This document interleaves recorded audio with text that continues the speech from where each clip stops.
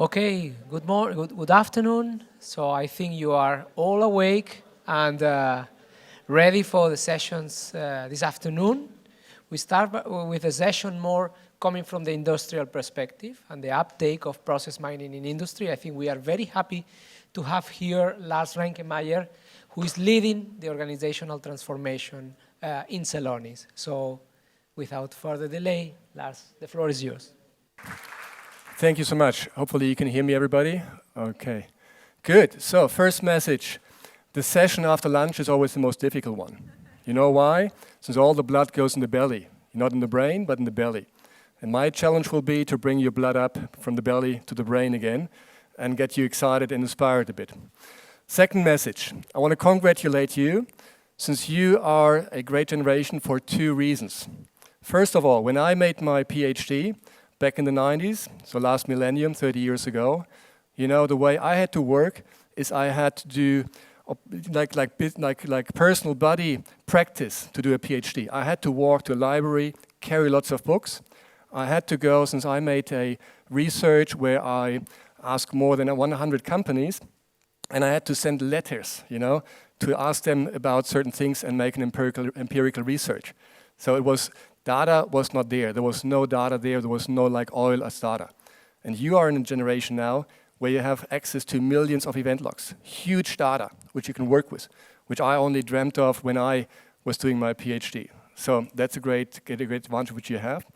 Second reason is I think when I was born, there were lots of other people who were born. You know, there was a generational leap. And when I started working, there were like 10 candidates applying for a role.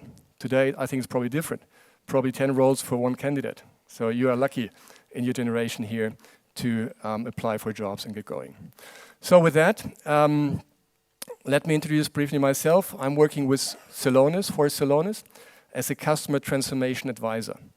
So my mission is to help companies leverage process mining for value and action. That is what I'm focusing on. And what I'll be focusing on very much today is to see not how to work with data, but how to drive action and value for companies. So I'll bring the industry perspective, which I'm doing for Celonis, advising customers. And what I bring as a qualification there at Celonis is that I've been working with a company called Siemens for more than 20 years. So I started with Siemens last millennium, had different jobs throughout Siemens. And then 2014, when I was in charge of business intelligence at Siemens, I came across Celonis and I felt, hey, this is unique, this is different. Since all of a sudden, with process mining, I can see processes, process transparency, which no other technology does provide me. And that's when I got passionate about process mining. That's when I got passionate about the power of this technology and started using it, started working with it at Siemens, where I built a large community in excess of 6,000 people, built a center of excellence with some 40 people, and also had quite some significant impact on value for the company. And also wrote a little book in 2020, which some of you might have seen, just to spread the knowledge and the operational use cases. Okay? So what I want to focus on today in my speech here is, first of all, the Siemens example. So how Siemens has gone through transformation and Siemens has taken advantage of process mining to drive impact and value. And what are the key learnings here with the process execution management?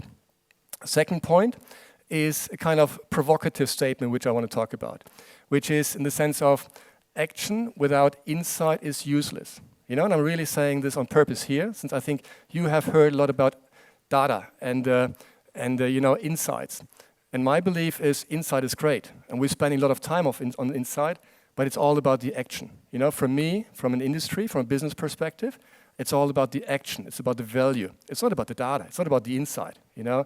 And that's something which I learned by heart at Siemens, where in the beginning we were so excited about data and insight and spend time with insight, oh, and this, and you can find this and that. And then we said, okay, at the end of the day, what's the bottom line? What's the impact? And that's where we learned it's about the action. So here, my thesis is action without insight is useless, in the sense of doing action where you don't have the right insight. You know, this is not good, so you need to have right insight for action. But at the same point in time, it's also that insight without action is futile. If you have insight, you know, but take no action, this insight and this data is futile. That'll be my hypothesis in the second part of my presentation. And the third part is then the way forward, how to turn insight into action value, how to make it, and how to have a methodology with a value framework, which we apply with customers, taking the insight, driving action, and ultimately driving value for customers. All right, so these are my 3 parts. And I would appreciate if I could just, go through my storyline for the next 55 minutes, so 1 hour, and then we'll have 30 minutes for Q&A and for an open discussion. All right? Okay, let's dive in. The first part here, the Siemens journey and my experience on that part. Siemens, as I said, started with process mining 2014. I mean, actually, they started 2011 when some people from Siemens Audit came across Celonis and said, hey, this is amazing as a kind of X-ray where I, as an auditor, can see what's actually happening in that company and can then do a better audit and have an understanding of business process before I go for an on-site audit. That's where it started, but I always neglect that part since I wasn't involved. No, but honestly, I neglect that part since typically the audit starting point didn't scale across a company. Since when audit comes into an organization saying, hey, I can see your data, I can see your process, let me talk about that, it rather scares the process owners. They feel like saying, oh, do I want to have the audit, the Holy Inquisition, see what's going wrong in my part? So audit has been using it in Siemens since 2011, but it didn't scale. It started scaling when we from corporate IT felt like this is an amazing tool which we can use to support procurement, logistic, manufacturing, sales, in supporting them in becoming more efficient, in understanding their processes, in driving automation, so having a business support. That's when it started scaling. And the way we started in 2014, first of all, is we used it for process discovery and learned to use this powerful X-ray. And I always keep saying, process mining is like an X-ray where you can screen any process or any body, and then you can say, hey, there's something here with this X-ray which I see there is a shade where something is wrong in that body or in that process. And for me, one of the important analogies here, which I want to share, is that in the beginning we did a lot of X-rays. We went to process owners and people and said, hey, this is your process. Look how complex your process is. With the Process Explorer, we showed all the process variants. Everybody said, wow, this is fantastic. This is amazing. What I can see here is great. So we did lots of X-rays, and nothing happened. And I said, hey, what am I doing wrong? What's wrong here? And I learned that an X-ray is good. It's great to do an X-ray, but actually, before you do an X-ray with a person, you have to ask the person, if I do that X-ray, are you willing to do a therapy? And what do I mean by that? If you do an X-ray, if you go to somebody and say, hey, let me X-ray your body and show you got a shade on your liver. I'm not sure where my liver is, but anyway, you get a shade on your liver, all right? And I advise you to go through therapy and stop drinking and smoking. And the patient says, well, great, thank you for telling me, but I don't care. I don't care. I keep drinking and smoking and having fun. So what's the value of doing an X-ray? 0.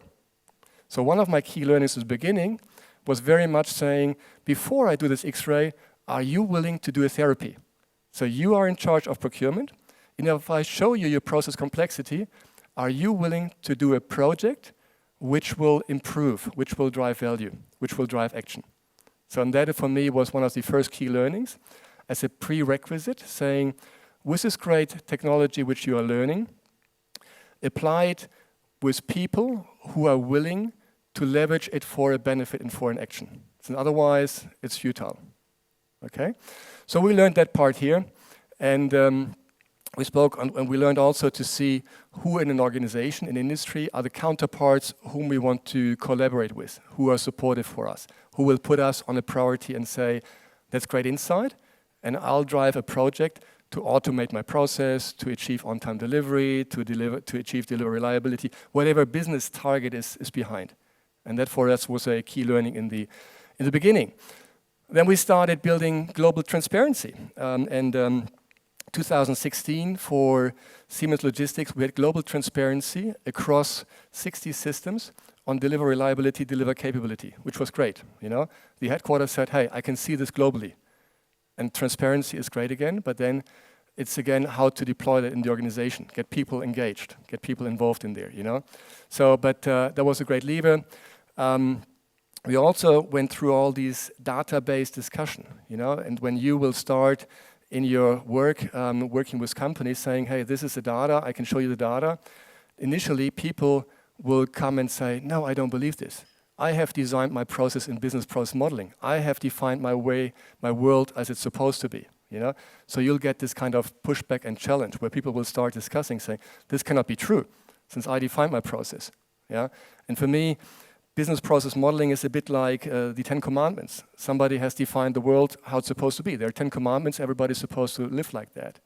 But reality is different, you know? And so when you start working with process mining in a real-life environment, be very cautious to say, okay, if I bring up that data, the transparency, that's typically the easy part. The difficult part is get the people convinced that this is reality and start working and relying with that. Yeah. So for us here, in certain departments, took us a couple of weeks or months to get people accept the reality we are showing. Yeah? And that was the key learning about the database discussion and understanding then the root cause. But once people start saying, okay, now we are in a data world, no more in a PowerPoint or business process modeling world, then you can achieve a significant impact. Which we started in the third part here, 2018, when we started working with smart manners in the sense of getting whole departments using process mining for the transparency, using proactive alerting. Yeah, so really having a system, sending signals to people saying this is something which is going to happen since there's a late delivery, a late payment. So have that kind of intelligent proactive alerting, action engine, action flow as we call it. And also what we learned is a very strong value focus. Saying in industry, value is the ultimate target. It's not inside. Action is important, but value is at the end of the day what is counting and what we at an industry are focusing on.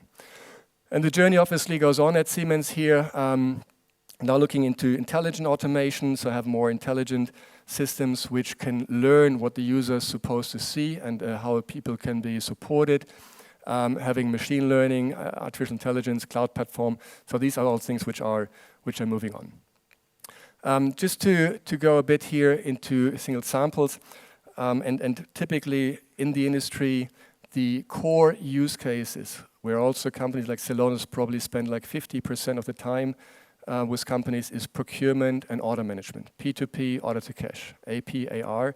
Those are the core use cases which are typically the sweet spots in the industry, for the simple reason that, first of all, there's easy data access, so data is accessible, and you have standard systems which are easy accessible. And second, you have a mindset in those core processes which is very much on process automation, process efficiency. Yeah? And thirdly, you don't have hurdles like which you would get in HR saying data privacy, you know, whatever problems, challenges are coming up there. So that's why typically I'm always saying in the industry, and Siemens also, we started focusing very strong on P2P, order to cash. And there you can see with typical use cases like P2P duplicate payment, lost discounts, payment term deviation, and I'll come to those a little bit later. But just here, the core message at Siemens, we learned the way in the beginning saying in these processes, which are the sweet spots, which are the use cases, which have the biggest bump for biggest impact, and where we started with. You can see at Siemens currently there's about 800 active users working in procurement, order management about 700 active users. You can see also here from the Siemens history, audit starting, then end-to-end deliver, building a global deliver monitor with more than 1,000 people using that from logistics in Siemens. Then going into inventory management, which for process mining is a huge opportunity. If you imagine a company like Siemens has about 16 to 18 billion euros of finished goods and raw materials, so that's what we call inventory. And if you optimize the process to order, to deliver, to manufacture, you have significant impact on the inventory and on the capital which is in the inventory. Yeah? And with the inflation going up again, capital money becomes important, and that's why inventory management is so important. Then manufacturing, there's about 12 to 15 plants currently in Siemens using process mining in the manufacturing environment. Be on inventory, be on procurement, but also in core manufacturing processes, like value stream analysis in a manufacturing chain. That's where it's also been used at Siemens. Overall, 6,000 users, 500 processes, 200 action engines in place, and looking forward some exciting new things here. So let's have a deep dive into the order to cash, just to understand how it's been used and how we turn the insight into action for a company. At Siemens Order to Cash, we looked into 30 million items ordered per year. We looked into more than 60 process steps, and we looked more into more than 40 different source systems. Okay, and typically in a perfect world, you'd say in business process modeling, I've defined the way how a customer order is going through a Siemens system. Yeah, that's the BPM part, saying I define my process. This is the way it's supposed to be. What we did then with process mining is we looked at the reality. And with reality, we found out, this famous spaghetti picture where you're saying, okay, wow, this is amazing. So what we did is we provided the transparency that in order to process these 30 million customer orders items, we have 300 million single activities. And we have more than 900,000 different process variants. 900,000 process variants. Okay? So that's first of all the insight. This is the power of process mining. This is the power of a great technology which can tap into a large number of different systems and provide that kind of transparency on complex processes in a very quick manner, in a very interactive manner. That's the important part, But there again, this is the X-ray. That's where you're saying, okay, wow, that's amazing. But now, so what? So this doesn't drive value. This doesn't drive impact. The question is, if you have that kind of transparency and insight, how you turn it into action and value. That is the challenge typically. And what we did is that we said, in a complex organization like Siemens, and you have to imagine we looked into 160 countries, we looked into very different businesses like Siemens is doing for processing customer orders, from trains, windmills, electric engines, whatever. But we said, okay, let's make it simple, let's make it easy. Let's define a simple KPI which can be managed and steered across the global organization. And we took the CFO, Siemens CFO there, as a sponsor, giving clear instruction to the global organization, saying, I want everybody around the world to work towards an improvement of what we call digital fit rate. Okay, so we defined a standard KPI as a digital fit rate, which in essence is the touch rate per customer order. Yeah? And based on the transparency which was established with process mining, we had a baseline. Like we could see, for example, in Netherlands, they had a digital fit rate of 0.5 since they had 50 manual touches on 100 customer orders. So we divided 50 by 100, set digital fit rate 0.5. They were best practice. On the other side, you had Vietnam, who had 600 manual touches on 100 customer orders. So 600 divided by 100 makes a digital fit rate of 6. They were the worst. And everybody around the world got a baseline. Yeah, Netherlands 0.5, Germany 0.6, Singapore 5, Vietnam 6. So that was a baseline. And then the CFO said, now I want everybody to improve. Netherlands, it's great that you're at 0.5, but I want you to get down to 0.3 by end of this year. Vietnam, it's not good that you're at 6. I want you to get down to 3 by end of this year. And the CFO incentivized the people there, saying, if you get there, your wife will be happy since she'll get a Christmas present. If not, she won't be happy with you. So it's a personal motivation which was important. Or your husband won't be happy since you, as a manager, as a women leader, won't get a incentive. But it's about the incentive. It's about steering the organization. So the CFO put passion in there, saying, I track this digital fit rate, I track automation rate, I track rework rate. Simple KPIs, which he followed through every week, every second week, talking with the people. And the way at Siemens, how it works is those who haven't improved, they have to report first, which puts a lot of pressure on there, to improve. So you have the CFO, you have the regional management, which are regularly tracked on their progress and improvement. And then you have the operational order management. And that's, again, the power of process mining. You have a CFO who can see globally, what is my digital fit rate, what is my automation rate? And at the same single source of truth, based on the same data, you have operational people, 700 people sitting in Amsterdam or sitting in Vietnam, Ho Chi Minh City, where they have their action screen. And they can see on their action screen, okay, in order to improve my digital fit rate, this is the customer who's sending me paper or fax orders. This is the customer who's changing price, time, quantity. This is the customer who's putting effort in my process. And they can start working, calling the customer, applying RPA, making process redesign, whatever lever is best, in order to improve the digital fit rate, the automation rate, the rework rate. So the whole mechanism here, which is so powerful, is to have one system in an organization with a global, bold target and operational people working towards this target. And having process mining as a technology, which provides the same insight to people across all the levels of an organization. And the reason why I'm saying this is so important, that I see too many companies where operational, there are single people excited about insight, data, whatever, they spend days on finding things, but they don't rock the ship. They don't have an impact, And this is so important to have a sponsor, a strategic direction who's driving that. So at Siemens, we were lucky in 2018 to be here presented at the Gartner IT Expo in Orlando with 10 million less manual touches. Just imagine, within 1 year, 10 million less manual touches on processing customer orders. A measurable impact which was achieved there. 11% reduction in rework, 10 million fewer, 24% higher rate of automation. And again here, it's all about measuring the impact. Driving action, driving value for an organization. And that's what we've done here in this case. And by the way, this is also described in my book on chapter 8. If you want to get it from the project owner himself, it's described there in more detail. Right. So Siemens, the journey goes on. We have a strategic partnership. We're proud to have the CEO pronounce Celonis here as a standard across multiple functions like procurement, logistics, and a couple of innovations which are currently going on there. So with that, let's come to the second part. Action without insight is useless. Insight without action is futile. Here, I've seen this visual a couple of weeks ago, which I liked very much. And the key message of this visual here is saying, way too many people spend time on a data analytics marathon. Data analytics marathon in the sense of saying, all right, let me start data collection and think about data collection. Then let me see if I have my data collected, let me prepare the data. Let me then visualize the data. And then let me analyze the data.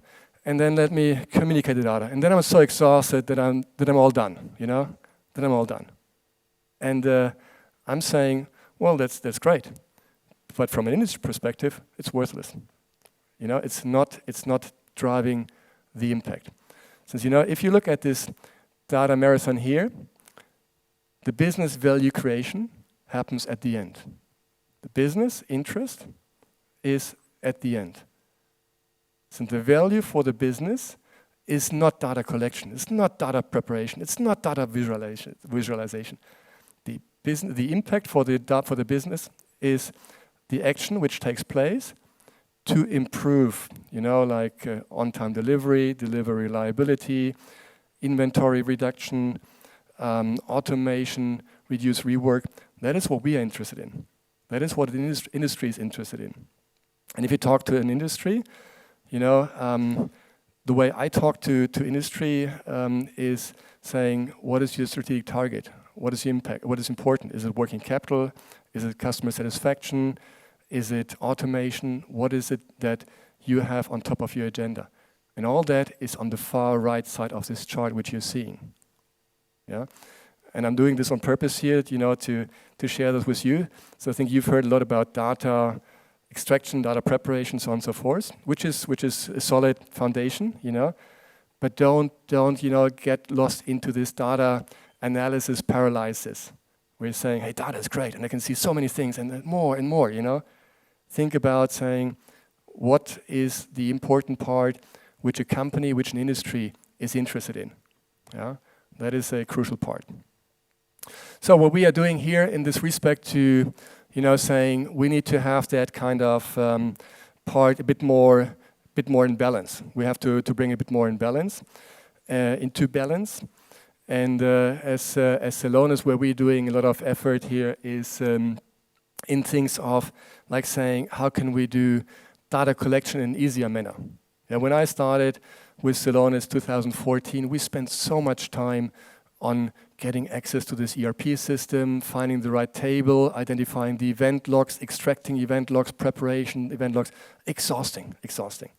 And I'm so glad that today, you know, there's lots of better ways, like more than 100 standard connectors. So it's a connector which has been predefined and which you can connect to a standard SAP, Salesforce, Oracle system. You know, now this sounds always nice and easy, just plug and play. Matter of fact, it's not. You know, since many companies have customized their systems, so you can connect, yeah, but still you'll find that you need to understand more what's the customization of the source system and then do it right. But nevertheless, I mean, this is a big step forward, also with OpenAPI to have the compatibility with more systems, since obviously with process mining, we want to tap any event log from any digital source which is out there in the world, you know? So that's where we're also working into having that kind of standard API. Data preparation, having artificial intelligence, machine learning, and cloud analysis to have predefined formats of saying, how do I read this data? You know, how can I analyze this data and how can I prepare this data? And then on the data visualization, also standard, where we have standard execution apps, for example, you know, saying in order to visualize and manage a purchase order, there's a standard execution app as a standard device which can be just deployed as a kind of plug and play. Yeah? And those are some things which we do to reduce the effort on the left side here of the chart which you saw. Data collection, data preparation, data visualization, to have less time and effort on that side. While on the other side, bringing up the value part, the action part, in the sense of saying we have a strong focus on the data analysis side here with standard action boards. You know, why always reinvent the wheel? The way how a person from procurement should be working with process mining in P2P is very similar across companies, you know, and that's why we're saying we have standard action boards which are predefined and which can be just deployed easily for users to work with. Action flows as a lever to say we know across thousands of installations what are the sweet spot triggers in procurement and what are supposed to be sent as action flow to a person to do their job better. You know, so it's also a kind of automation which we're doing here to drive action. Inside communication, important part, the change management communities, and I'll come to that in a minute. Since it's, you know, in my experience, and again a provocative hypothesis here, in my experience, it's the whole success of process mining industry is maybe 40% technology, 60% people. You know, it's about getting the people engaged, excited, change, getting the people accept what you can bring up as insight, and getting the people work with that and drive value with that. Yeah, so I have a very personal view on that, saying it's more about change management, it's more about communities, it's more about engaging people to leverage that insight, but then drive action and go through therapy. Yeah, and at the end of the day, take this action, which we're doing. There's transformation advisory, executive sponsors, and center of excellence, which I'll come to in a minute. So on the way forward here, and this is very much about the methodology which we have developed. Yeah, since in the sense of going forward from this insight to action and then value, we have defined a specific methodology, value methodology, how we advise our customers on driving value and leveraging what we can provide to them. So first of all, value is very important to us. And as a company, we have given ourselves a target at Celonis saying, this year we want to have $1 billion of value, confirmed value, realized for our customers. And we're almost there. Yeah, but it's very much about all the effort which we're doing there, saying, do we generate value for customers? And do also customers then confirm us, saying, yes, there has been value realized with what we've been doing for them and with them. So value is at the core of our heart. And the way we do that is, as the first step, it's about identify.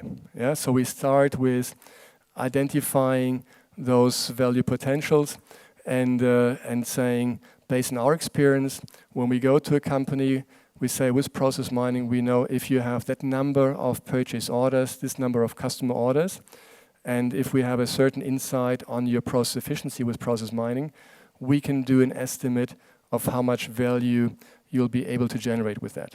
Yeah, so this is about identifying the potential and exploring the initial scope. Yeah. Second point then is to frame that value. So make it more specific. And again, I mean, for me, it's always the analogy about an X-ray. You know, it's like you work with a patient, you make an X-ray, you say, okay, now I've defined here, there's a shade in there, and I believe if you do go through this therapy, you'll be healthy, or you'll have, you know, like more energy, whatever you want to target at. And that's what we're doing here. As an advisor to our customers, we go there, we identify the value, we frame the value in the sense of saying now, based on the insight which we have, you have 1 million customer orders. We believe this is your current efficiency of the processes, and based on that, we believe you can improve by 10%, you can save so much money. This is the whole part about framing the value and putting an action plan. And then it's about realizing. Then it's about realizing the value jointly with the customer in the sense of saying, let's make a project where you are going then to do certain levers and measures to realize the value and take advantage of the opportunity here, and then sustain and grow. And at the end, again, I mean, for me, I'm always coming back to that kind of X-ray, you know. For me, on the X-ray side, the easy part is doing the X-ray. The difficult part is doing the therapy, you know, since the therapy for the patient requires lots of persistence, focus, you know, and go through the therapy with a discipline. And the same applies here. That's where we support our customers, saying we can provide you with process mining, we can provide you with amazing transparency so that you see where your inefficiencies are and how your processes are going. But the difficult part will be to change it, to improve it, to standardize it, to make it more efficient. That is the difficult part. That is the challenging part, you know. Since this is where you have to change an organization. This is where you have to get impact on an organization, where you have to engage people. And that's why here for us, this is the defined methodology. Identify value potentials, so take the X-ray picture, frame it, realize it, and then sustain it and grow. And to that point, also interesting, I always get the question saying, all right, so you do process mining, you do it once, you've cleaned the process, and then it's ticked, and then it's good forever. And that's not the case. You know, those cases at Siemens, which started 2014, are continuously being enhanced. So it's continuously grown and sustained. Yeah, and the way it's working there at Siemens is that obviously in the beginning, when we started with process mining, we looked into duplicate payments, payment term deviations. So we cleaned that part, and that's done. You know. So now, or then it were other focus areas. So, but this sustaining and growing the use cases is a continuous journey. And my experience for companies, for the industry, process mining is a continuous journey where you always have a new focus, where you have a different focus, but I always have a continuous process improvement. Yeah, and that for me is an important learning, since many people are saying, well, if I've cleaned my process, if I standardize my process, the job is done. No, that's not the case. The same way, like many people believe, I can have a process standardized and then it's going to happen like that. No, that's not the case. Reality shows that there is a continuous deviation from the processes, a continuous demand to grow and sustain here the processes and work on that. So, with our value methodology, the way how we support companies is that we have 6 core levers, which I want to walk you through here. What are, in my experience from an industry perspective, what are key success factors? And these are the 6 levers. First of all, having a center of excellence as a central accelerator. Secondly, looking at change management. Then a transformation master plan, value team, value wheel, and value trees. So these are 6 samples for the methodology which we typically apply there with customers. First of all, a COE. And I'm very passionate about a COE, since I have run or established the COE at Siemens, and I believe that a COE, or you might want to call it, I mean, COE stands for Center of Excellence. You might want to call it Transformation Center, you want to call it Change Center, whatever the name you give it. The core message here is to drive process mining in an organization, you need a central accelerator.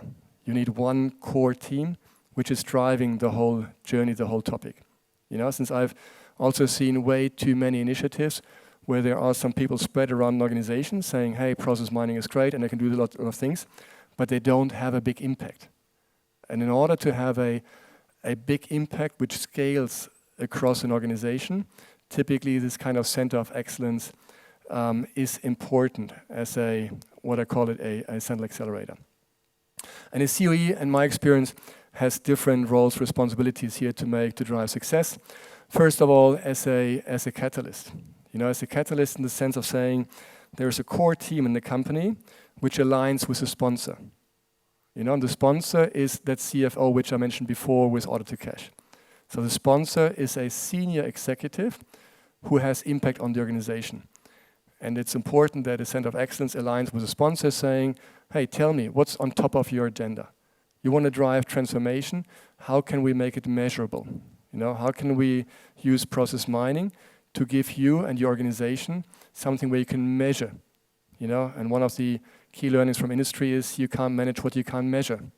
You know, so way too often people manage something saying, I want to transform. But if you say, okay, but what does it mean? How do you measure that? You know, how you make it tangible?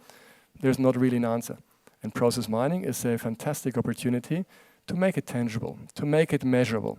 So give those exec sponsors something where they can measure their strategic targets.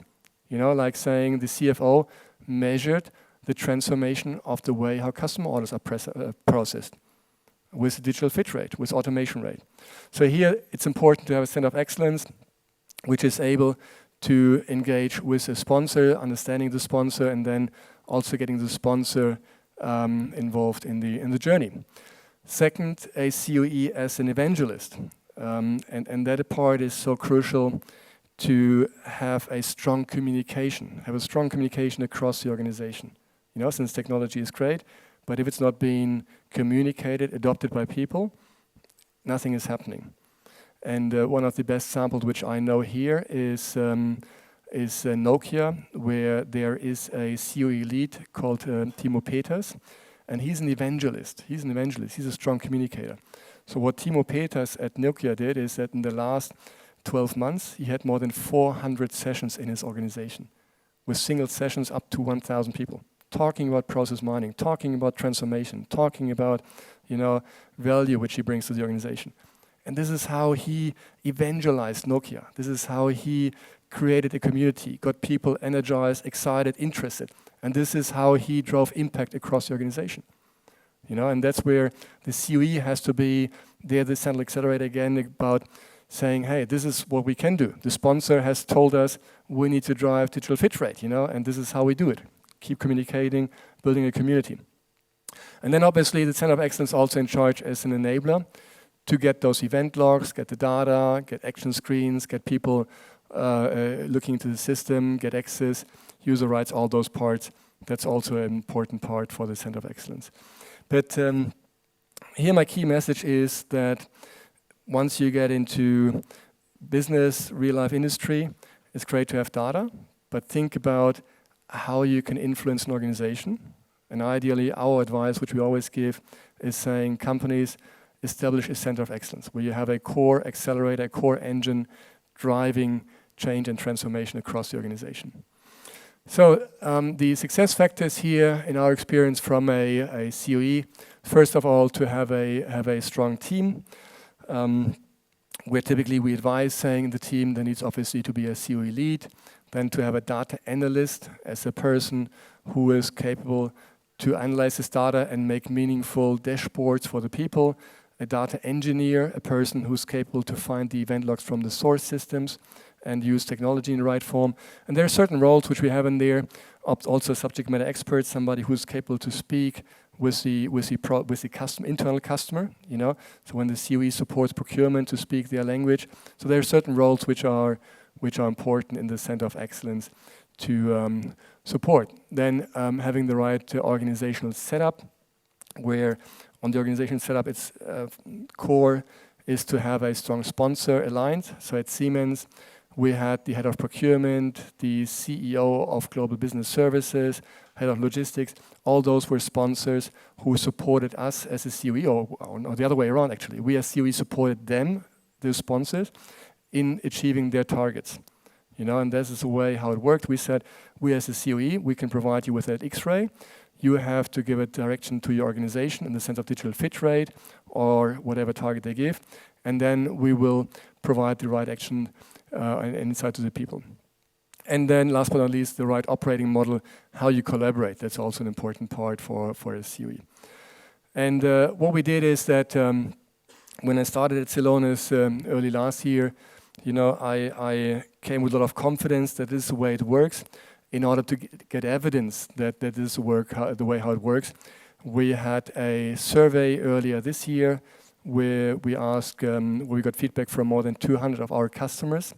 And in essence, we asked our customers saying, what is the important part about a COE? And there were some quite interesting key findings which we got there. First of all, those customers who have a COE are 9 times more likely to generate a positive ROI than customers without a COE. Yeah? So that was for us quite amazing, saying there's such a big impact, such a big correlation between a company with a COE and value versus a customer without a COE and value realization. Yeah? So it's for us a strong proof here that a COE is crucial for companies to generate value. And there's lots of more questions or answers why COEs are important in that research. Second is what are key success factors? And there was also clear feedback that number one key success factor is a strong executive sponsor. Yeah, is a strong sponsor like a CFO giving a clear strategic target and having skin in the game in the sense of incentivizing his organization and following it through. So it's not good enough to say, hey, there's a sponsor saying, I believe, yeah, process mining is great. That doesn't do a difference, But you need to have a sponsor who's really engaged, who's passionate about it, who's also giving a clear instruction to the organization, saying, use that data and drive action and value. That's important here as a key success factor. And then also some interesting learnings about how to ramp up. So on that survey here, I can only advise you to have a look. It's about 50 pages talking about why COEs are important, what are key success factors of COEs, and how COEs are being ramped up. And there is a link you can find on our Celonis webpage. You can find this joint study there, which I believe is lots of good insight which you can take from that. All right, so second topic, change management, which in my experience is so important to say, hey, it's not about here, process mining is a tech topic which some tech wizards work with and get excited about, but process mining is more of a business topic, So it's more about really thinking about what can the organization take as an advantage from process mining, or what we call it execution management systems. Since in our belief, process mining is good to get insight, but it's more about process execution, managing processes better, and that's what we call it, execution management system, EMS. And this is where on the change management, it's so important to bring it to the organization, saying it's not process mining where the IT wizards, they can understand processes, but it's more about helping an organization to drive processes smarter, to do execution management in a smarter manner. That's what it's all about.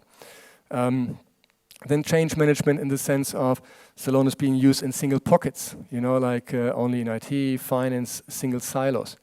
And you'll find, in organizations, so often there are people who are saying, oh, this guy, he's using it, so I won't use it. Or he's, there's all this human factor in there, which you have to be aware of. Saying, okay, how can I make sure if I want to drive impact with process mining, how can I get it excited across an organization? And that again here is a focus which we have with change management to see how can you scale this insight and this power of execution management across different silos, across an organization. And there again, COEs can play a crucial role, since there are lots of companies which are using process mining in procurement, in logistics, in finance, and they have great achievements. But then if there's somebody driving in procurement, this person has no interest to say, I support procurement, finance, logistic, manufacturing. That's why it's also important here to think about the right change management approach and the right COE to scale it across an organization. Teams drowning in data, not sure what to do about it. That's what we see quite often. And so that's why we have a strong focus here with EMS to enable action-oriented as a new culture. And skepticism and anxiety is typically what you'll face. So everybody who's working in a company with process mining, and where you show it to the people, first of all, they say, no, I cannot believe it, since I thought my process like that. One of my examples here again is when I started 2014, we made process mining for the head of procurement in Asia. And he said, I have defined my process. And with process mining, we showed him that there are up to 14 approval steps for a procurement of a stupid mouse of $5. He said, no, cannot be, fully wrong, So we spent 2 weeks on tracking the data, saying this is what process mining shows, this is what the ERP shows, mapping it, proving that it's right, So typically, when you provide that transparency, first of all, you get this pushback, and you have to convince people, it's right, it's the truth. And once you have gone around that cliff, people start working with that and saying, oh yeah, that's great. And then they start also driving action. So, but that's also part of the change management, becoming a trusted source where people rely on the data and start working with the data. And that's all the part about change management, the human factor, which you have to be conscious about, since there's so much bias in organizations, which is important to consider.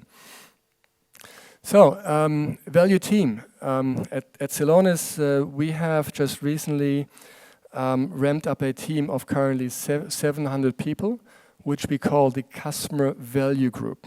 The Customer Value Group. So we did a huge investment in an organization which is purely focusing on driving value for companies. Yeah? And in this Customer Value Group, the setup is that we have three types of people here.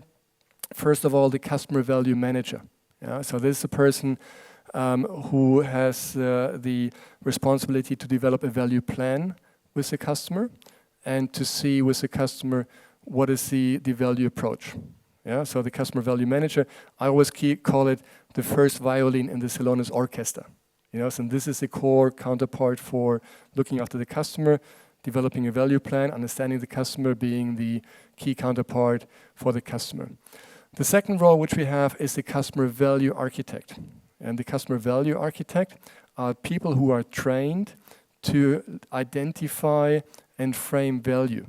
So people who are trained to say, okay, if the Customer Value Manager tells me go to procurement, they know in procurement these are the typical use cases: duplicate payment, payment term deviation, three-way match, whatever you have it. Yeah. So the Customer Value Architect has this kind of menu, which I'll show in a minute, and then talks with the customer saying, what do you want to focus on?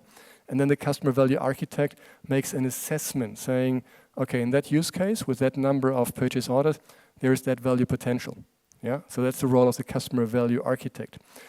And the third group here is the team which I'm leading, is the Customer Transformation Advisor, which are experienced people like myself who've been doing process mining in large organizations and can advise companies on how they can drive impact and change in their organization. Yeah? And so this is the Customer Value team which we have established at Celonis, and which we again there put a lot of effort into supporting our customers on their value journey.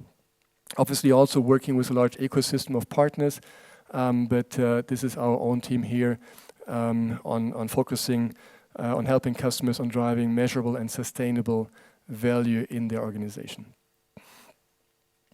So then looking into the value wheel, and this is kind of the menu based on our experiences, which is the first step where we go to customers saying, now if we want to talk about process mining, which processes do we look at? And there's a whole a whole menu saying, if you look into product services, maintenance, repair, shop floor, product planning. So basically, it's the first step which we take with customers, saying across your whole value chain in the organization, which are the core processes which we should be looking at. So it's a prioritization. And you can see there's a huge number of processes. I mean, this kind of value wheel we have for every single industry as different processes, which gives you a kind of idea of how many different processes there are in an organization where process mining can drive impact and value. So it's a kind of selection menu which we take with core processes, plus also then saying what are typical KPIs. Since again, it's not about the insight, understanding the process, but it's about a key performance indicator and saying, what do we focus on? And they can see a couple of KPIs like DIO, days of inventory outstanding, inventory turnover, out of stock rate. So this is typically how we discuss with business, saying, what's on top of your agenda? What do you want to focus on? What do you want to drive? What is the KPI which you want to measure? So in the translation again, with the X-ray, what is the therapy? Are you willing to go through a therapy, and what's your target of your therapy? So we talk with that with the business, define that, and then we prioritize what we work on jointly with the customer. So there we go through and say, okay, what is the process which we look at, and then if there's a process defined, like for example here, purchase to pay, which I said before, is one of the core processes which has to date driven the biggest impact across all industries around the world. Purchase to pay. So there we go through saying, okay, on this purchase to pay, what is typically a happy path? What is a business objective which you'd be looking at, like spend reduction, spend less money, working capital optimization, labor productivity, supply. Then what are key metrics and what are improvement opportunities? And this is the menu list which I mentioned earlier. These are the use cases which we talk through, which we go through with the customer, saying, what shall we focus on? What is exactly the sweet spot which we look at? And there's a couple of things here, like cash discounts, for example, or duplicate payments, which appear in every customer, in every company. In every company. To give you one example there, we have a customer in the US, Cardinal Health, and they have 1.5 million purchase orders per day. 1.5 million purchase orders a day. And you bet there is duplicate payments in there. And the challenge of that company is that they simply don't have an overview or didn't have an overview to date across 1.5 million orders per day.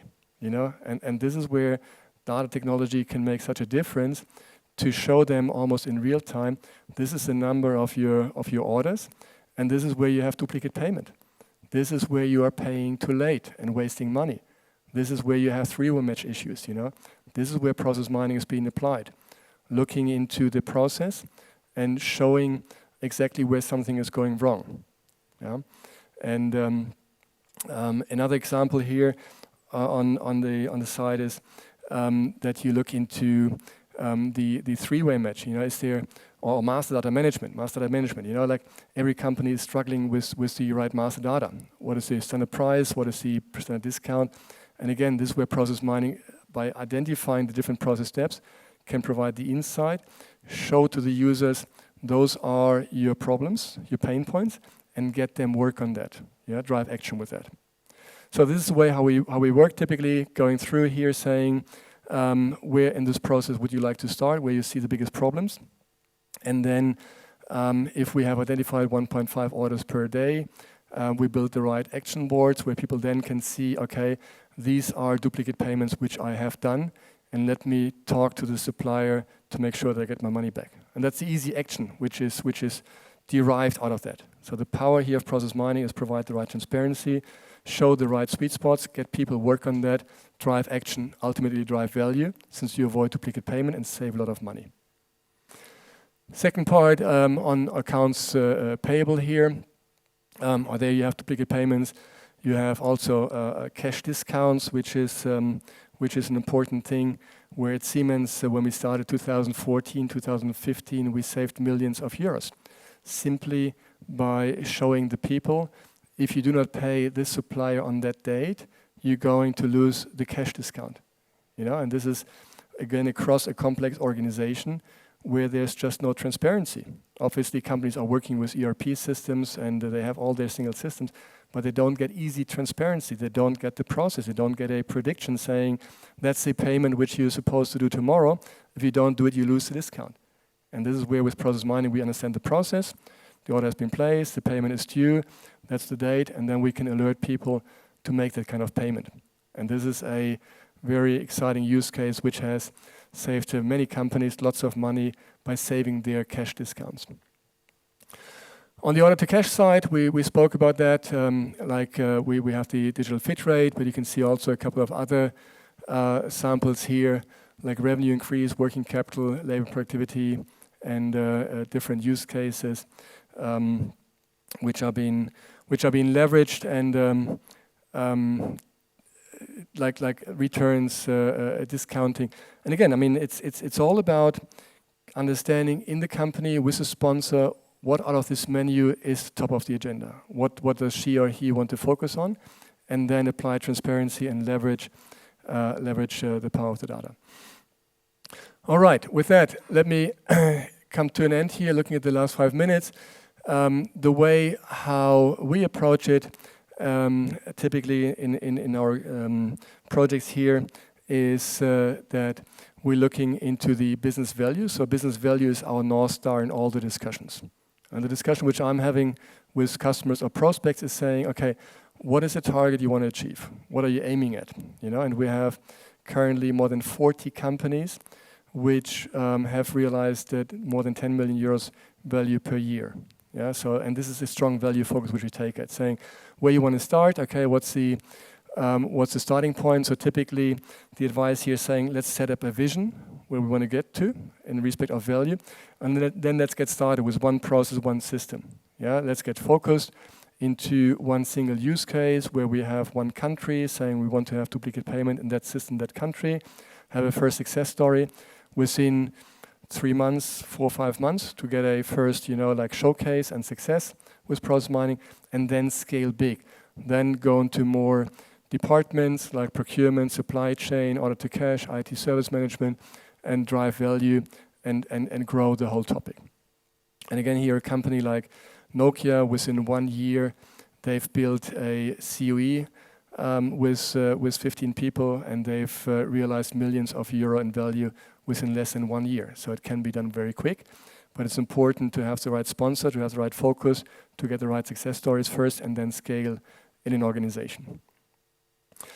A bit about future outlook. So, as I said before, we started with process mining. Process mining for me is that kind of insight and transparency. It's the X-ray, which is the foundation, which is good, which is great.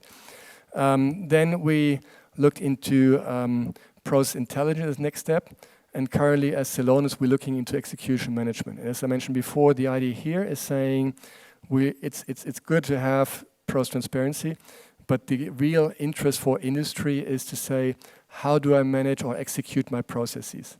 And that's why we call it an execution management system, supporting companies to execute their processes in a smarter manner, in an easier manner, by using process mining, but also providing standard dashboards, standard action boards, execution apps which user can use, action flows to alert people, and thus improve the process execution.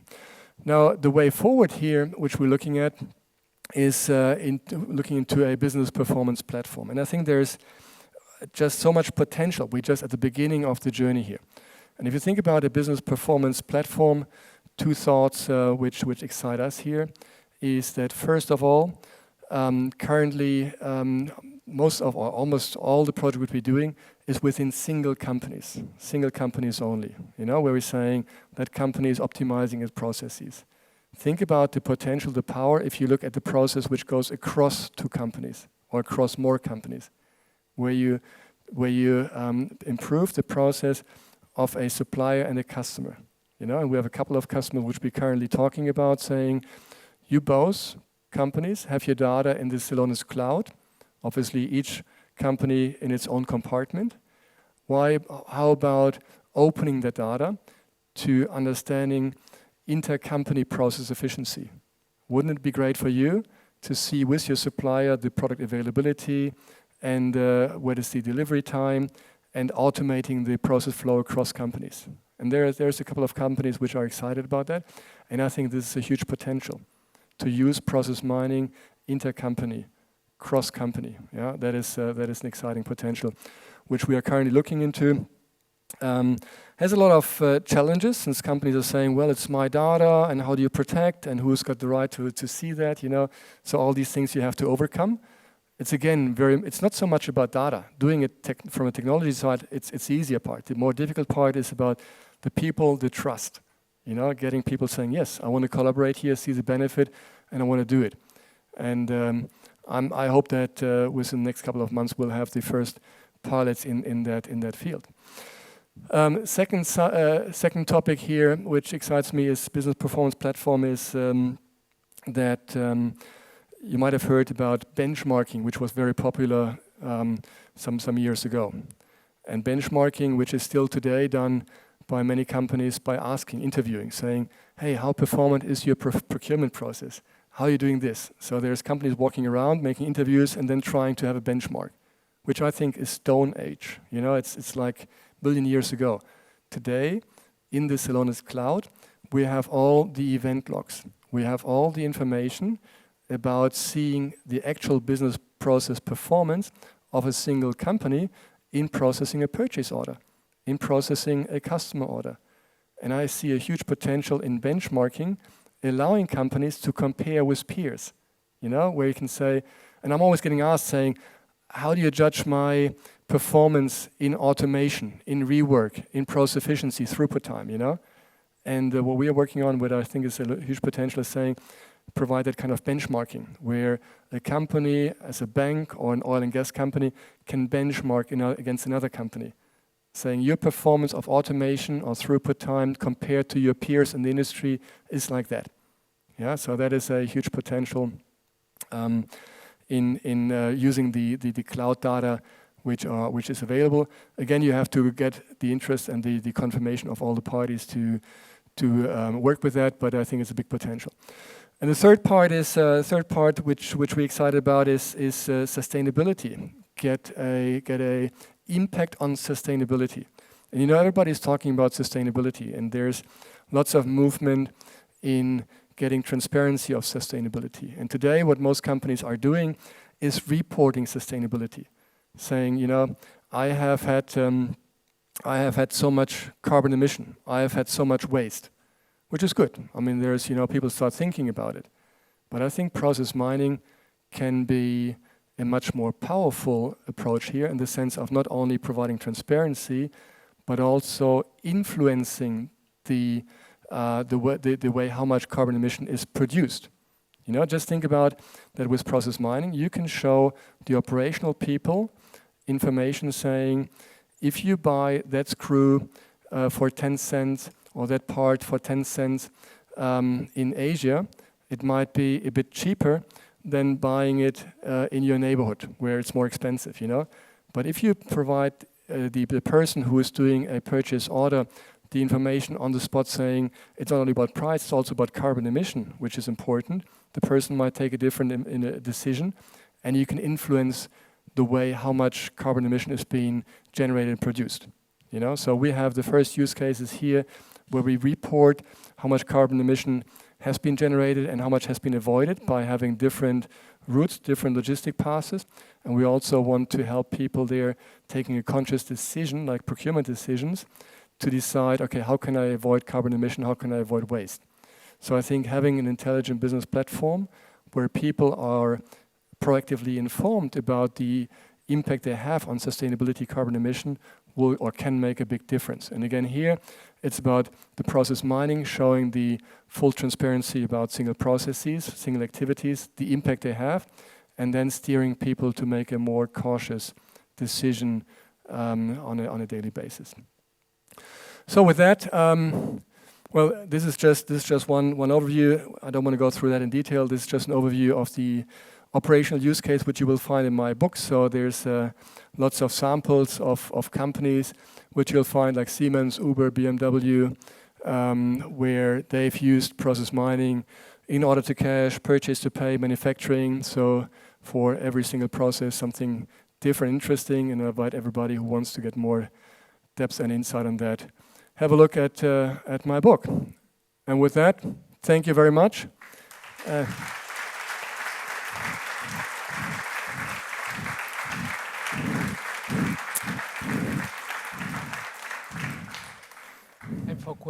Time for questions. Thank you for the great talk. I'm going to stick to one of the examples that you used at the beginning of your talk. You talked about the minimization of inventory and how process mining can help companies to drive this process.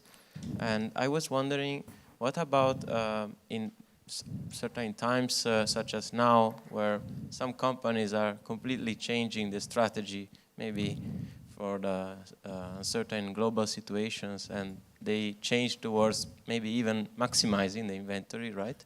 So how could the insights of process mining still provide value in those situations? Yeah, great question. It's definitely one of the top topics which are very high on priority list right now. Since we all talk about disrupted supply chains, we all talk about every company is looking into more resilient supply chains. And what Siemens started doing is looking into inventory management 2017, 2018. What has been established is across 150 plants that there is a clear understanding about how much products and material do I have in single plants. What kind of materials do I have? What is the stock duration of that material in that plant? And what is the ordering time? You know, so you have the process saying, okay, this is the material I need, this is the order time, this I can optimize, and this is how I can maximize or optimize my stock there. And this is what we established the last couple of years. What is happening now towards a more resilient supply chain is to build an intelligent system which takes proactive alerting. You know, so there's companies like Everflow, for example. They provide proactive information saying there's a crisis here, there's an issue there, which is going to influence your delivery supply chain. And that's what we're integrating into the inventory reporting to alert the right people so that they can take a better conscious decision. So first benefit which with inventory management people have today, they can see what's my stock level. And already today they can see, okay, I have to have a higher stock to have a buffer in there. So they can do their stock management. Second thing which we're working on now is having also a proactive alerting, saying, hey, here, there's a signal, there's a ship which is delayed, this will have influence on my stock, so what do I do with that? What influence will it have it? And the idea of process management or intelligent execution management is to have the system understand the whole sequence, what is happening, and then suggest to people what they should be doing in respect of stock level, ordering, alternative products, but support people in a smarter manner. And again, for me here, the analogy is saying that in the past we did X-ray. Now X-ray is intelligence, and the X-ray system becomes intelligent with artificial intelligence, saying, hey, there's a shade, and this is the therapy you should be doing, or shall I do it for you? In the same way, we are working on that, having an intelligent system which says, hey, this is where your inventory is getting an issue, and this is what you should be doing, or shall I order that for you? And this is where the journey will go, to have intelligent systems which automatically understand there is a shortage here, there is an influence there, and this is the decision to be taken.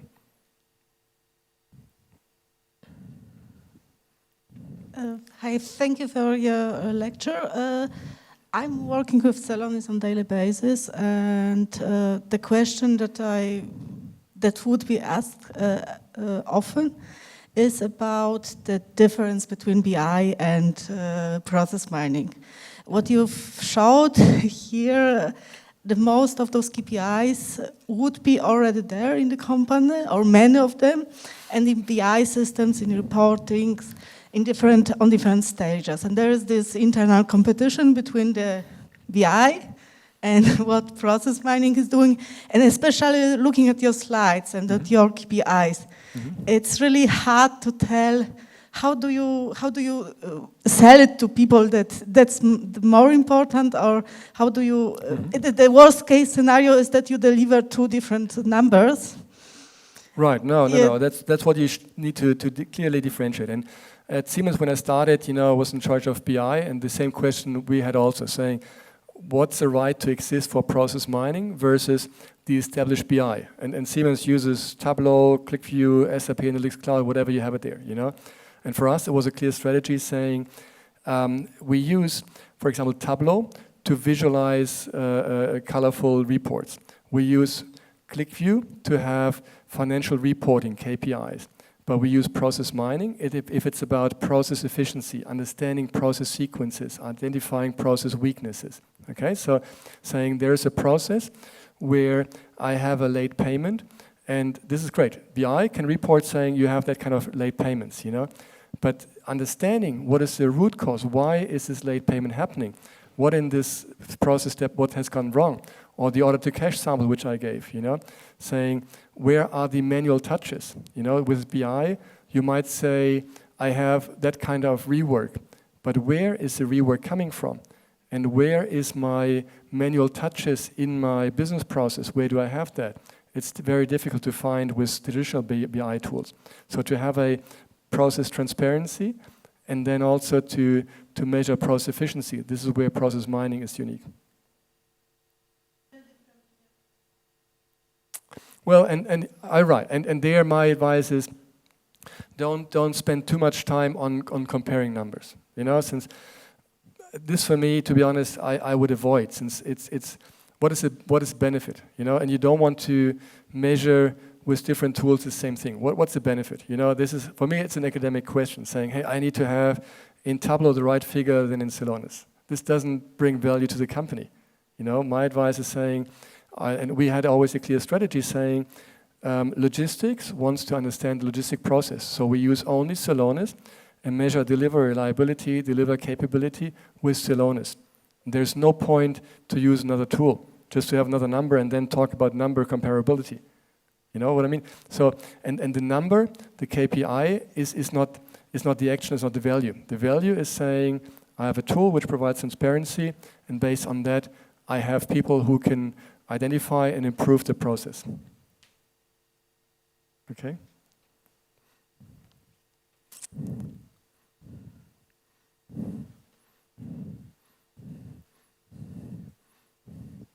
Yeah, first of all, thank you for the brilliant talk. It was really entertaining.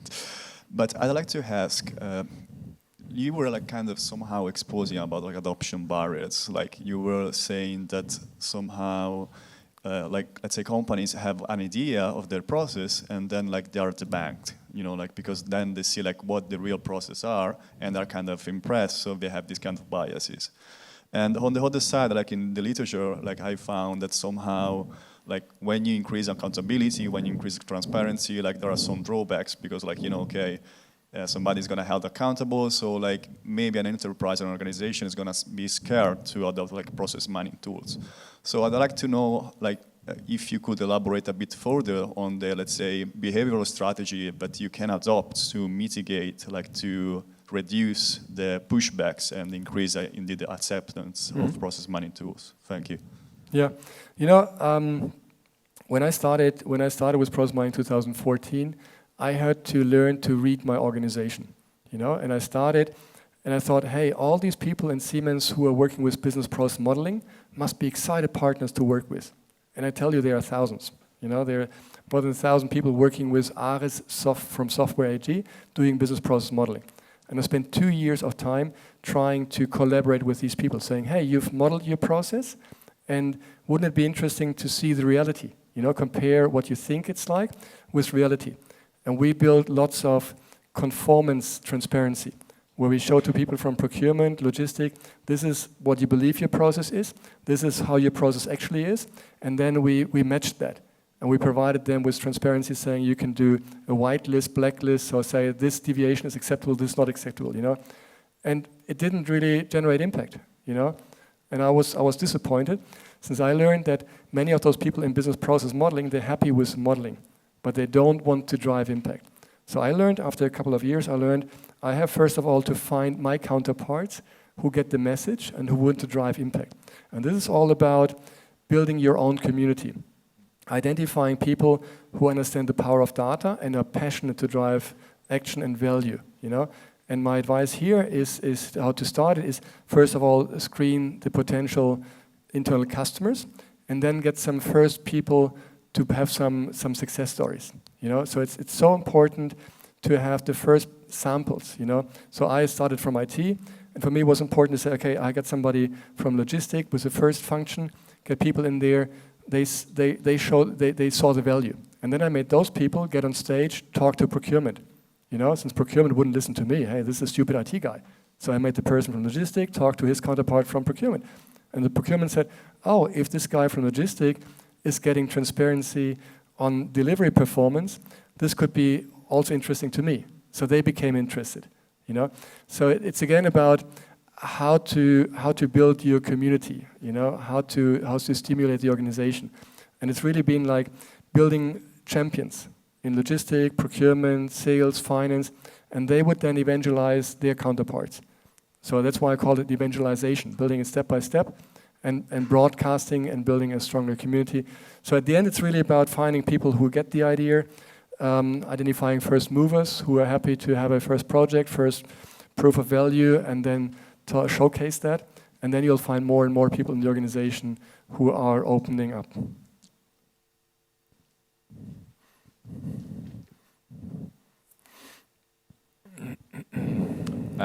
Thank you for the talk, and especially I liked what you talked about the need for taking action. My question is maybe a little bit about action automation. So the examples were a bit on the, were like that both in Siemens and this company with 1.5 million invoices, they were taking, or I felt that the need was to take manual action. But in, for example, in data warehousing for some years now, the trend has been to use this top notion of reverse ETL. So you, data warehouse is there, but you feed it back the insights into source systems, so the action is actually automated. And I know that in Celonis you have some tools for doing this as well. My question maybe is, what is the share of automated versus manual actions that is currently in the industry? Is there some kind of reverse PM happening? And Yeah, two parts to that question. First of all, automation, which is where there's lots of things happening across all our customers, is not with reverse or writing back, but it's more about showing the customers where they have a lot of manual effort and then enabling them to improve automation by robotic process automation, by batch processing, by process redesign. You know, so this is where currently there is a major lever which is happening by just showing the people, hey, this is how your process goes, a lot of effort, and this is where you can deploy a bot, or this is where you can make with batch standardization. This is where currently there's a big impact. Looking forward, what we're looking at is writing back into the transactional system. Yeah, so that's the second part of my answer, is that the idea of the execution management system is to provide an intelligent execution layer on top of transactional system. So the Celonis execution management system senses in the transactional system, in the SAP system, there is a lot of manual activity, you know? So it provides the right information about something in the user interface on the execution management system saying, dear user, these are payments which are going to be too late, yeah? Or this is where you're going to lose your discount. And then the user can simply say, okay, tick those 40 payments which are due and write back into the transactional system. That is the way how the execution management layer is working, with the benefit of providing a very intuitive, easy user interface where the user doesn't have to work in the transactional system finding single actions, but gets the right thing in the silver tablet, easy to execute, and then write back in the transactional system. To your question, how far this is used? Not enough, not enough. So we're working on getting that, with the hurdle that most companies are saying, hey, you want to write back in my transactional system? Oh, this is scary. You know, you get all these IT departments saying, oh, what could happen, blah, blah, blah. So it's an evolution, which we're working. And I think we probably have like, don't know, 20, 30, 40 companies which allow us currently to write back into a transactional system, but it's it's too few. So we want to get many more. So this is the ultimate solution, that if you provide the company transparency in an execution layer for a whole process which is happening in an SAP, in a Salesforce, Oracle, what you have it. Just provide the relevant information, allow the user to click and then write back in the transactional system. This will make life so much easier for people, for the world. And that's what we're aiming at. I think I still have the mic for one question. Yeah, thanks also from my side. I got curious from one of your answers to one of the previous questions, because you mentioned that conformance checking wasn't that impactful. So what I am trying to aim at, I'm wondering, is there a technique that is very often used, or that you use very often, have seen very often used in your projects, such as discovery in whichever form it came? And is there another technique that maybe was not as successful, such as conformance checking, you know, for examples, I don't want to bias the answer, that you haven't seen as successful, and can you think of reasons why that is? Yeah, I mean, definitely. I mean, the Process Explorer, the discovery, that part is powerful. That is highly appreciated by companies. But again, as a kind of foundation to define action and value, you know. So that part definitely is a core technology which is very important. With the clear advice, don't spend too much time, since I've seen people, when they have the Process Explorer, they can just spend days and weeks to see what's happening there, you know, talk about that. But that doesn't drive impact on business. The conformance checking, I didn't get it accepted by business. And I think it's all about the mindset of people. Maybe I had the wrong counterparts, you know. I also know from some companies where they're saying, it's great since somebody who's coming from the business process modeling also has an interest in actual processes and improving actual processes, you know. And it's such a compelling proposal saying, well, I've defined all my processes, and with process mining, I can see exactly where my deviations are. And then with this deviation, I can also make a blacklist saying this is non-acceptable, you know. Or also, there's many companies which are going into ERP transformation, you know, where they say with an S4 or with a new system, I make a standard process, you know, and people always believe that if I define a standard process, the world is in order. But experience shows you define your standard process, and within a week, within a month, you have many process deviations, since the user is creative, saying, well, this process is predefined, but I have a deviation here, how I execute that process. And there again, conformance checking can be very powerful to monitor, saying that standard process which I have defined and deployed, is that being maintained, or which are the users who are doing workarounds, you know. So there are some use cases where it's been deployed.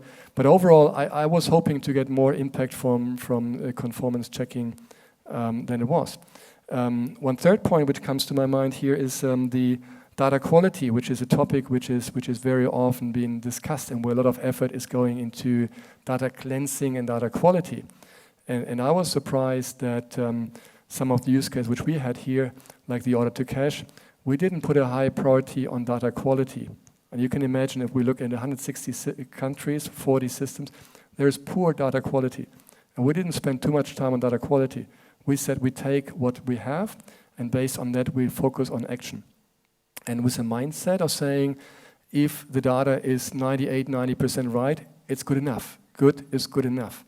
You know, like there's too many people in companies who say, I have to have perfect data. And I tell you, the last percentage is where you get lost, you know. So don't focus on too much on data quality. It's my personal advice. I mean, I know that in academics, data quality is a hot topic and a lot of effort going, so I don't want to spoil that part. But for me, you know, looking from a business perspective, I'm saying, what is the business value? And I've seen many projects where we just said, data good is good enough, let's work with that, and let's focus on action. And not talk about, if you have 1 million orders, not talk about the 1 or 2 orders which are not logical. We don't care. Talk about the other 990,999 and drive action with that, which is so much more important, you know. So good is good enough, there would be a third advice I would give.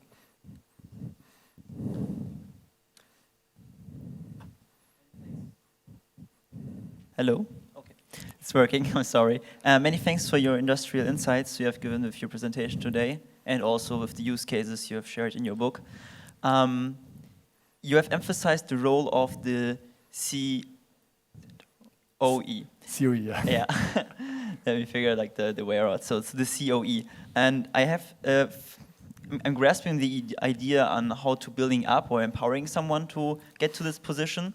And I see like his benefits, but how do you actually build up and empower someone to get into this position? How do you sell a company that this guy is really needed internally, but also when you offer process mining as a service, I guess there's a difference.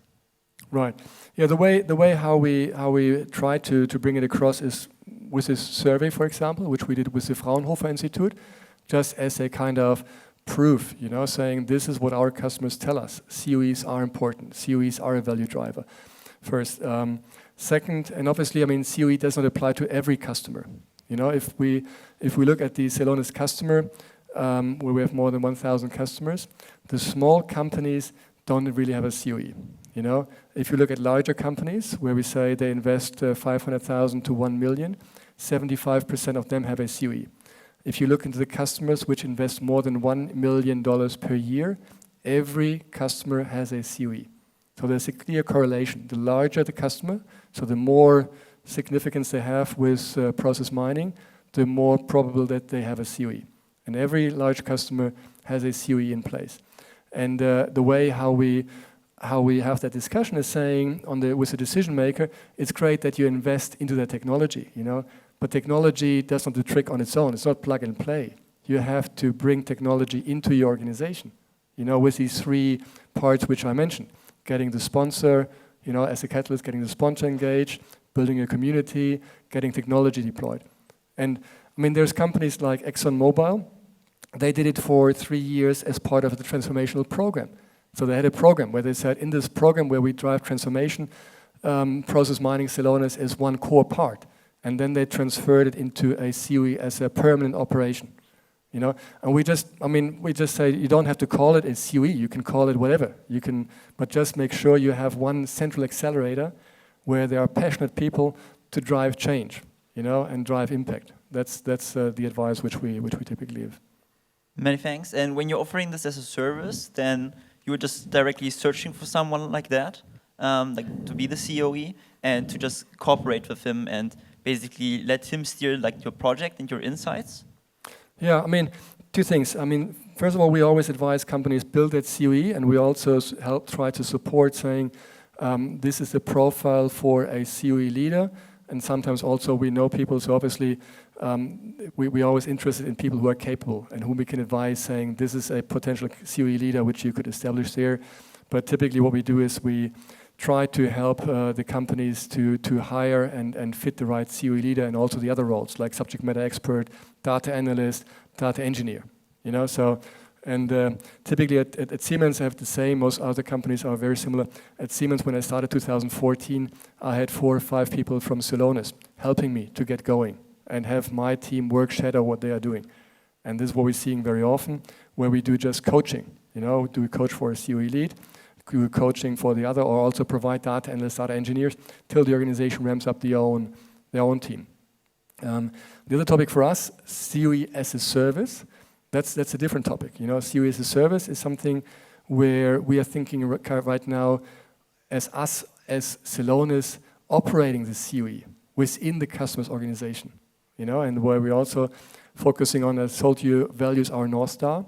We also have a couple of customers where we have a value deal saying, we believe there's big value in your organization.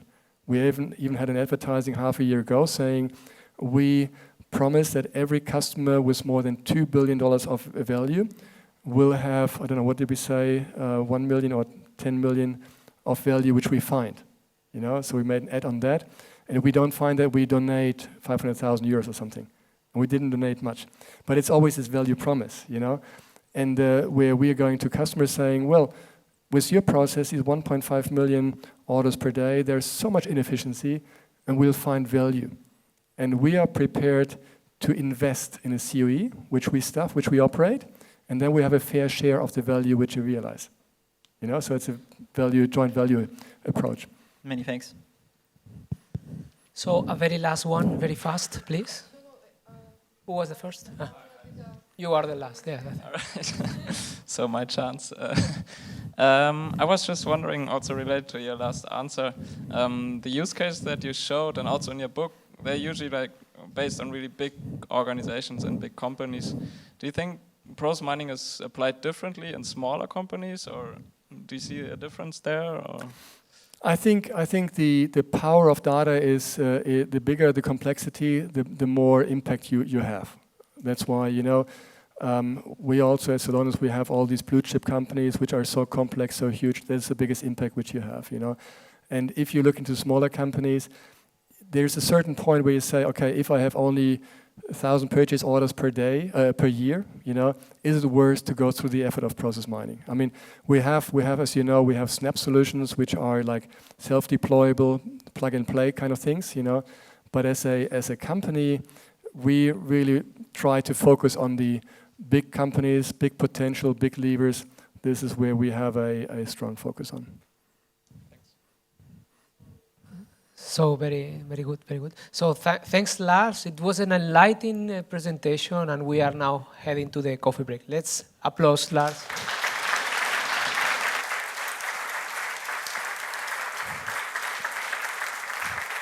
Thank you.